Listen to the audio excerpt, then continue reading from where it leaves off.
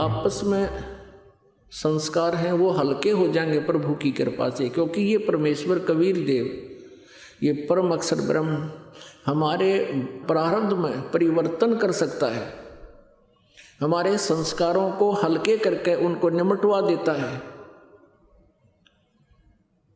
अब क्या होगा, जैसे परमात्मा परम शक्ति है, ये हमारे संस्कारों को भी प्लस माइनस करके सेट कर देता है, इसलिए तो तभी तो हम सुखी होंगे। जैसे हमारे प्रारब्ध में कोई ज़्यादा कष्ट है और उसको परमात्मा की भक्ति से, परमात्मा के आशीर्वाद से वो हल्की हो जाएगी। कहते हैं सतगुरु शरण में आने से आई टले बला, और जय मस्तिष्क में सूली हो वह कांटे में टल जा। अभी क्या परंपरा बनी हुई थी समाज में, अभी भी बहुत है, लड़की के विवाह को एक मुकदमा बना रखा था, एक समस्या बना रखी थी, और इसी कारण से बेटियों से नफरत बढ़ने लगी थी, क्योंकि उसके विवाह में बहुत खर्च की आवश्यकता, बहुत पैसे की आवश्यकता पड़ने लगी थी। ये लालची लोग दहेज के चक्कर में जुल्म करने लगे थे।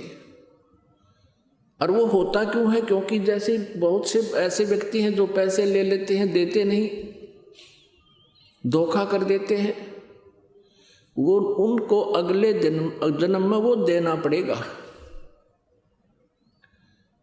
ऐसे देना पड़ेगा मन मानो वो दामाद बन कर ले, वो देना पड़ेगा, और कई गुना हो जाएगा तब तक ब्याज ब्यूज लाग गए। तो परमात्मा की शरण में आने के बाद वही विवाह आज आप देख रहे हो, उस परमेश्वर की कृपा से परमात्मा ने हमारा ज्ञान हटा दिया। यहाँ पर बच्चों का विवाह करा दिया जाता है, और 5-7 भगत उनके रिश्तेदार आते हैं, घर वाले, और यहाँ आश्रम में उनका 10 रुपये खर्च नहीं होता।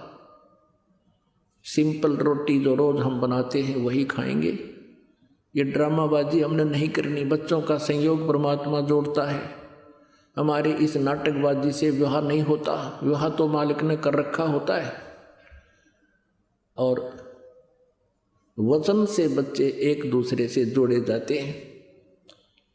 जो लाखों रुपए में विवाह हुआ करता था, यहाँ वो फ्री ऑफ कॉस्ट हो रहा है। तो संस्कार चेंज कर दिए परमात्मा ने, वो हमारा लेन देन खत्म कर दिया, और एक न्यारी उमंग होती है ऐसे सिंपल ब्याह करने में। तो पुण्यात्माओं, जिनके संतान नहीं है और ये भक्ति मार्ग जिनको मिल गया, उनको विश्वास भगवान पर हो गया कि जो मालिक कहता वो सही है, उनका कल्याण तो होया पड़ा है। और दूसरे जिनकी दृढ़ विश्वास मालिक पर हो गया, संतान भी है, बच्चा ने भी लाओ लाइन पर, कल्याण उनका भी गारंटीड है। लेकिन हमने यहीं तक सीमित नहीं रहना चाहिए कि हमारे संतान नहीं हुई। यदि ये मार्ग ना मिलता, और जिन बहन विशेषकर इस बात को सहन नहीं करती, और वो सहन करना चाहें तो संसारिक लोग कोई ना कोई इंजेक्शन जरूर ला दे रोज या तीसरे दिन, या तो कोई पड़ोसन आवेगी पूछेगी एक बहू का कोई बालक नहीं हुआ, 5 वर्ष हो गए ब्याह ने, तो ये कहेंगे कि ना कोई दया नहीं हुई भगवान की, एक जातक तो चाहिए था। अब वो तो इंजेक्शन ला कर चली जा, पाछे तो वो पुत्र वो धू वो बेटी बहुत देर तक रोती है, सोचती है भगवान मेरे से क्या गलती बन गई, मुझे संतान क्यों नहीं मिली। एक संतान मिल जाती दुनिया का मुंह बंद हो जाता।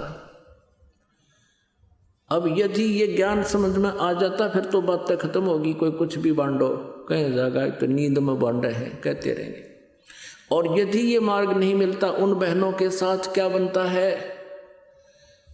वो अंतिम श्वास तक वो क्या करते हैं कि लास्ट में फिर जिनका संतान नहीं है, ज्ञानहीन भक्तिहीन प्राणी, वो क्या करेंगे, कोई बच्चा गोद लेंगे, लड़का किसी भाई का या बहन का या कोई रिश्तेदार का, यो एक छड़ा और गाड़ेंगे छाती पे। और फिर क्या होगा, अब तो बात तो बिगड़ रही है क्योंकि संसार का बहुत व्यवहार बिगड़ गया बच्चों का। फिर घर में कहा सुनी भी होगी, बच्चे की पुत्र वधू भी होगी गोद लिए हुए की। फिर बूढ़ा बुढ़िया बैठ कर रोया करेंगे, नो कह हमारा बेटा होता था कि आज नो कहता मेरे को। वो तो समस्या पैदा करेली गोद लेने वाली तय। और अंत में क्या होगा फिर उसके साथ, उस संतान का अभाव फिर भी सतावेगा। मरते समय तक भी वो बहन वो माई यही करती हुई मर जाएगी, हे भगवान मेरा संतान होती।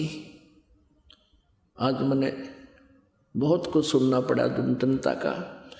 अगले जन्म में युग काल उसकी इसी दुर्गति करेगा, या तो कुतिया का जन्म देगा अगले 8 जाम एक कब्र में संतान तुम, या किते सुअरी की जुनी देगा। एक ही टाइम एक ही ब्यांत पे 12 पैदा करेगी गले, तो खूब जाम जाम के छक दे, या तेरी कसर ईब काट दूँ। तो परमात्मा कहते हैं इस काल के जाल को समझो, परमात्मा ने जो भी कर रखा है उसमें संतुष्ट रहो और अपना पीछा छुटवाओ। मानुष जन्म पाए कर नहीं रटे हरि नाम, जैसे कुआ जल बिना फिर बनवाया क्या काम। अब क्या बताते हैं परमात्मा कि यदि आप जी संतान को ही महत्व देते हो तो सुन लो इसका परिणाम। 1 लाख पूत 1.25 लाख नाती, उस रावण के दीवान बाती। अब क्या बताते हैं परमात्मा कि रावण के 1 लाख पुत्र थे और 1.25 लाख उसके रिश्तेदार थे, बड़े बड़े जो है ना पैसे वाले और बड़े सूरवीर। क्या मांगो कुछ थिर ना रहाई, देखत नैन चला जग जाई। 1 लाख पूत 1.25 लाख नाती, उस रावण के दीवान बाती। आप तो भगवान से एक पुत्र की प्राप्ति के लिए खाड़े कर रहे हो, एक आशा लेकर आते हो। परमात्मा बताना चाहते हैं कबीर साहब जी के उस रावण के 1 लाख पुत्र थे और काल ने वह भी खा लिए, उसके कोई दीवा लाने वाला भी शेष नहीं है। आज उसका दीवान बाती। इसलिए इस काल की व्यवस्था से अपने विचारों को ऊंचा उठाओ, परमात्मा पर विश्वास रखो, जो वो करते हैं वो सही करते हैं।